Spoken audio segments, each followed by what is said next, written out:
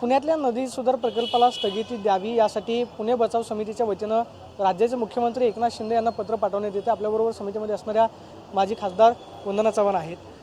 तुम्ही मुख्यमंत्र्यांना पत्र देत आहे। पत्रामध्ये असं उल्लेख केलेला आहे की नदी सुधार प्रकल्पाला स्थगिती द्यावी, मात्र याच प्रकल्पासाठी केंद्र सरकारनं काही कोटीचा निधी जो आहे तो मंजूर केलेला आहे, मात्र तुम्ही स्थगिती देण्याची मागणी करता, याचं प्रमुख कारण काय?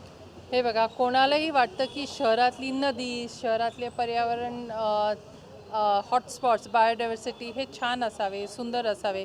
तशीच नदी हे आपल्याला सगळ्यांनी भूषणावं आहे, त्यामुळे ती चांगली दिसावी ह्याच्यामध्ये काहीही दुमत नाही। पण ते करत असताना पर्यावरणाला धोका लागेल अशी पावलं किंवा असा विकास होता कामा नये। आपल्याला माहिती आहे क्लायमेट चेंज, वातावरण बदल हा फार मोठा इश्यू झालेला आहे आणि असं म्हटलं जातं की शहरांमध्ये कुठलाही डेव्हलपमेंटल प्रोजेक्ट असेल, शहरांमध्ये का कुठेही कुठलाही डेव्हलपमेंटल प्रोजेक्ट असेल तर तो सस्टेनेबल चिरंतर विकासाच्या दृष्टिकोनातून बघितला गेला पाहिजे। नदी छान दिसायच्या नावाखाली जर त्याला आपण आकुंचित करणार असू आणि त्याच्यामुळे मागे फुगोटा येऊन लोकांना त्रास होणार असेल तर असा विकास आपल्याला पाहिजे का? केंद्र शासन भरपूर फंड्स देईल, आनंद आहे, त्याचं स्वागतच आहे, पण तो पैसा वापरत असताना आपल्याला व्यवस्थित दृष्टीने तो वापरणं महत्त्वाचं। म्हणजे मुख्यमंत्र्यांकडे तुम्ही मागणी करताय की या प्रकल्पाला स्थगिती देण्यात यावी? सध्या स्थगिती द्या, त्याच्यावर अभ्यास करा, ह्याच्यामुळे आलेल्या पूर परिस्थितीचा आढावा घ्या आणि त्याच्यानंतर ती एक समिती स्थापन करून तज्ज्ञ लोकांचे इनपुट्स घेऊन मग पुढे काम चालवा। सारंग यादवडकर आपल्याबरोबर आहेत। सर, काय नक्की मागणी आहे की नदी सुधार प्रकल्पाला स्थगिती देण्यात यावी? त्याचं प्रमुख कारण काय आहे? नदी सुधार प्रकल्पामुळे जी पूरस्थिती निर्माण झाली असं तुम्हाला वाटते? दुसरं काही कारण असूच शकत नाही आहे, कारण पूर्वी याच्यापेक्षा अनेक वेळा जास्त प्रवाह सोडलेला असूनसुद्धा जर पातळी, पाण्याची पातळी इथपर्यंत पोहोचली नाही तर नवीन काय कारण आहेत? आपण एक साधं लॉजिक जर लावलं तर नवीन काहीतरी डेव्हलपमेंट झालेल्या आहेत गेल्या काही वर्षात, त्याच्यामुळे या पातळ्या वाढल्या ते स्पष्ट दिसतंय।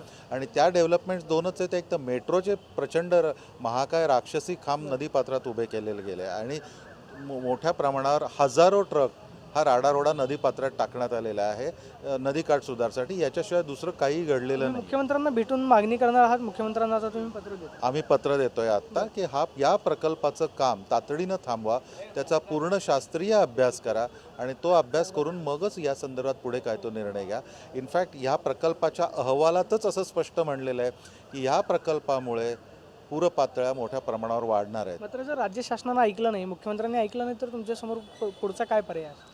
हा पर्याय आता पुणेकरांच्या समोर काय असा प्रश्न खरं तर तुम्ही विचारला पाहिजे, कारण हा प्रश्न फक्त हा लढा हा पुण्याच्या अस्तित्वाचा आहे, पुण्यातल्या हजारो नागरिकांच्या अस्तित्वाचा आहे। त्यामुळे पुणेकरांनी या बाबतीत काय करायचं हे ठरवणं महत्त्वाचं आहे। कोर्टात जाण्याची तयारी आहे? कोर्टात आम्ही ऑलरेडी गेलेलो आहोत आणि कोर्टाच्या आज्ञेमुळे, त्यांच्या ऑर्डरमुळे दोन खूप महत्त्वाच्या गोष्टी घडलेल्या आहेत। एक तर या प्रकल्पाची जी पर्यावरण मंजुरी आहे ही रद्द करण्यात आलेली आहे, तरीसुद्धा हे काम चालू आहे, हे सगळ्यांनी ध्यानात घेणं फार महत्त्वाचं आहे। दुसरं म्हणजे पुण्यातल्या पूररेषा परत नव्याने आखा असं हायकोर्टाने पण म्हणलेलं आहे। जर पूररेषा नव्याने आखा असं हायकोर्टाचे आदेश आहेत, तर असं असताना निळ्या पूररेषेच्या आत या प्रकल्पाचं काम का चालू ठेवायचं हे महानगरपालिकेच्या लोकांनी समोर येऊन सांगावं, तुमच्या सगळ्या पत्रकारांच्या समोर येऊन सांगा। आम्ही त्यांच्याशी चर्चा करायला तयार आहोत।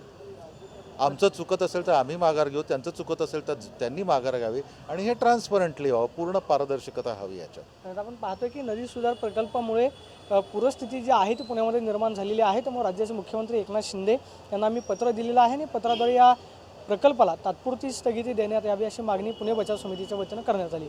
कॅमेरा पर्सन तुषार नानावरशी मी प्रदीप कापसे, TV9 मराठी, पुणे।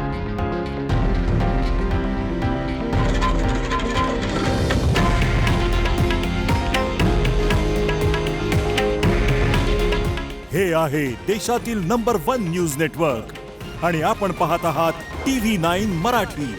काळजी तुमची, हित महाराष्ट्राचं।